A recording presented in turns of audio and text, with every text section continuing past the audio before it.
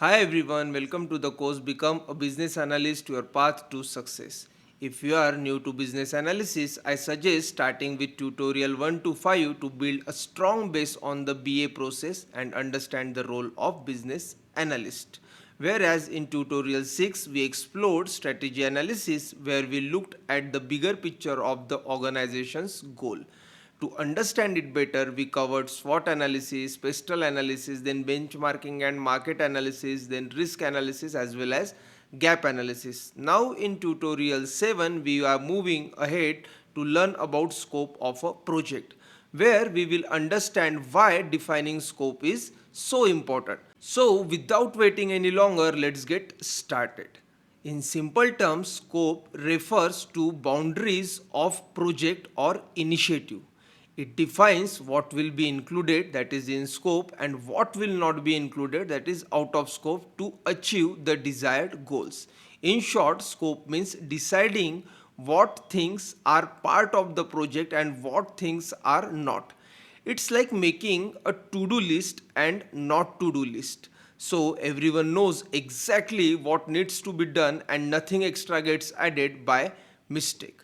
So advantages the scope carries is are what the project is focused on.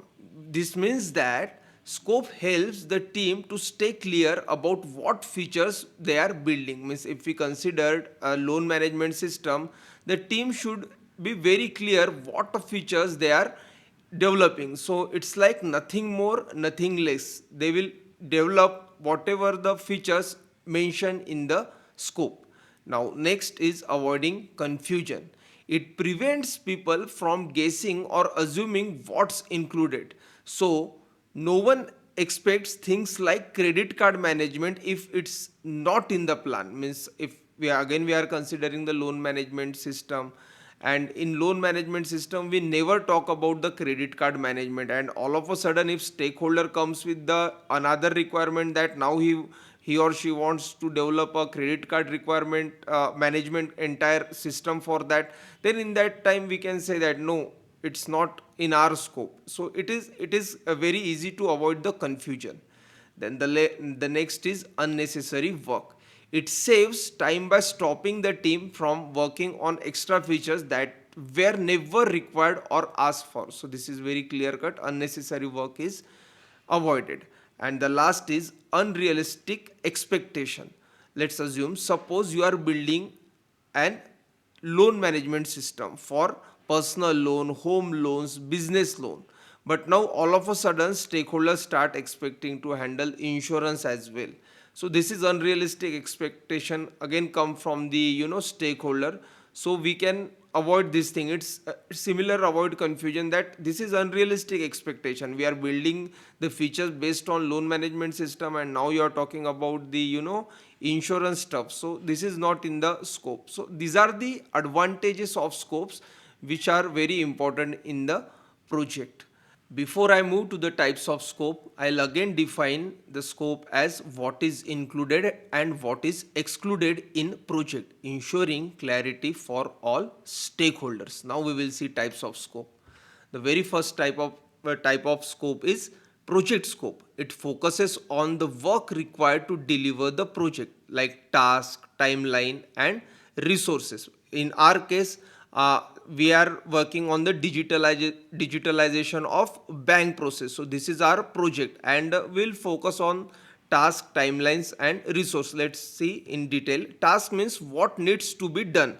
Example, if we take the example that whether in the task we need to design the entire system, we need to develop the system, whether we want testing it or we want deployment, such tasks are identified in the project scope.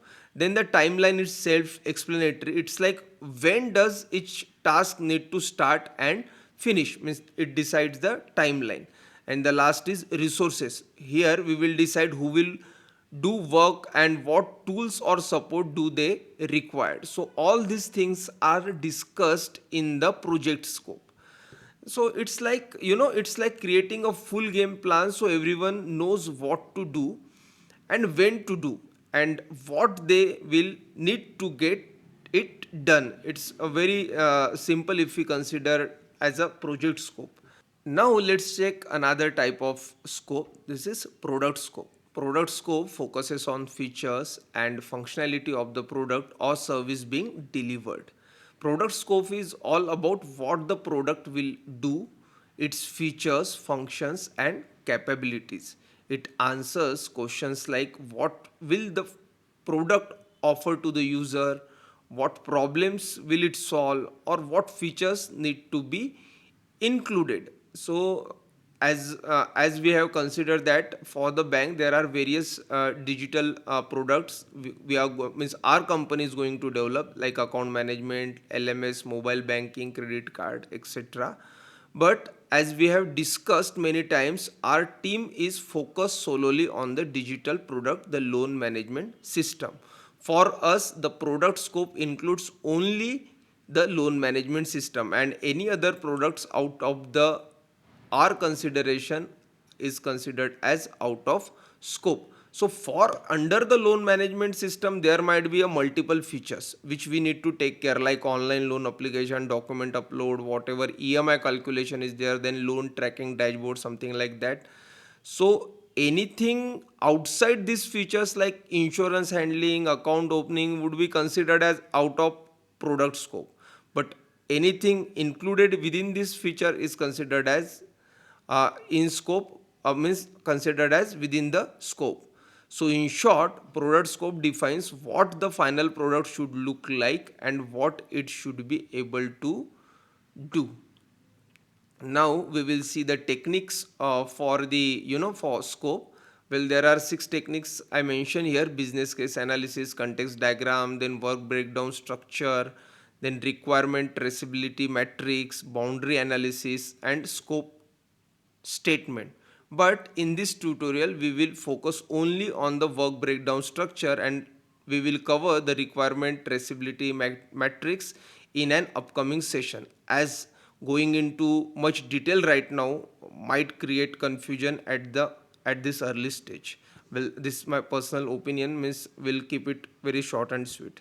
So for this tutorial, WBS, that is work breakdown structure, is in scope, and requirement traceability matrix RTM is out of scope. And now you will get the literal meaning of what scope is all about. Well, now we will move to the WBS. Well, work breakdown structure is defined as WBS breaks the project into smaller, manageable parts to define the detailed scope in detail. Means what exactly work breakdown? The word itself, means the title itself, telling us that it is something like it is dividing into various parts. Let's see what exactly work breakdown structure do for loan management system. In the loan management system, by using the work breakdown structure, we have divided it into 4 major features, like loan application portal, loan processing workflow, loan approval, disbursement, and reporting and compliances. So these are main 4 features. Under these 4 features, there are sub features, like if we consider loan application portal, the sub feature is user registration, loan application form, document upload is possible using the loan management system. So our product scope is loan management system, then the main features as we defined, and under that there are sub features like user registration, loan application, and document upload. Similarly, for loan processing workflow, document verification, automated credit scoring, risk assessment are the sub features. Means such these things we will included in our scope, and we will develop it for our new software for loan management. Then loan approval disbursement includes approval decision, loan agreement generation, then fund agreement is there, fund disbursement is there, something like that. So these are all sub features will include in our new software. And finally, for reporting and compliance, audit log, and regulatory reporting will also be there. So in work breakdown structure, it is clearly mentioned that what we are going to perform while creating that particular loan management software or loan management system. So advantages carries the WBS are: it breaks big project into smaller and easy tasks. Now it is clearly visible that it is very easy to understand, makes work clearer for everyone, very means this is again it is visible, helps in planning and tracking, avoids forgetting important task, means each and every task are mentioned here, means there is no scope to forget anything, make time and cost estimation easier. So these are some advantages WBS carries. And on the basis of WBS, the scope definition is then finally taken out. And now for our loan management system, we can say that in scope only task mentioned in the work breakdown structure, means whatever now you can see on the screen, these things we will now develop for the loan management system. And out of scope will be unrelated task, means anything apart from this feature, sub feature or task you called, now we will not going to touch it. But before I move forward, let me tell you one thing. In short, as a service provider, we must clearly communicate what's not. It is important to set the right expectation with the stakeholders while doing so in polite and professional manner. This is very important. Remember this thing. Clarity with the kindness is key trait of successful business analyst. So now we'll move to the next. Well, I'll conclude this very fast. Means it is strategy analysis versus scope. I'll just read it out. As far as the purpose is concerned, the strategy analysis is like define the strategic direction and high level objective. Means it gives the answers what change should the organization pursue. Whereas in scope, specifies the work to be done to achieve a particular goal. It gives answer what is included and what is excluded in this project. Whereas the focus group, if we consider in strategy analysis, it's a big picture enterprise wide perspective, deals with organizational strategies, vision, alignment of initiatives. Means it is it deals with the entire goal of organization. Whereas the as we consider as a scope, it is narrow, it is project specific perspective, deals with the requirement, task and delivers of a project. Means if as a team, if we consider I am not caring, our team is not caring about credit management and then insurance or whatever other goals of the organization of no major bank, our scope is limited to loan management system. So this is the basic difference when we consider as strategy analysis and scope. Whereas the stakeholders are concerned, strategy analysis involves executive, sponsor and decision maker focused on strategic goal. Whereas for scope involves project team, end users and technical team focus on project deliverables. And finally, the key difference between strategy analysis and scope is that strategy analysis determine why a change is needed at an organization level, whereas scope defines what work is required to achieve the specific goals of a project or initiative. Well, before we conclude, both are interconnected but occur at different stage and levels of detail in the business analysis process. Now let's conclude this topic. Well, scope, what scope do? It clearly defined scope is essential for successful project execution. We have seen the example as well. The scope should be very clearly defined. It helps avoid misunderstanding and aligns all stakeholders. Proper scope management prevents scope creep and keep the project on track. We will discuss this word, what is exactly scope creep. Ultimately, it contributes to delivering expected outcome and values. So overall, I hope you have now a clear understanding of project scope. Up next, we will dive into stakeholder analysis, requirement gathering techniques, and much more exciting stuff ahead. Leaving you with a final thought before we go. Thanks for tuning in. If you found this video helpful, be sure to like, share, and drop your question in the comments and hit that subscribe button and join me on this exciting journey into the world of business analysis. See you in the next one. Thank you.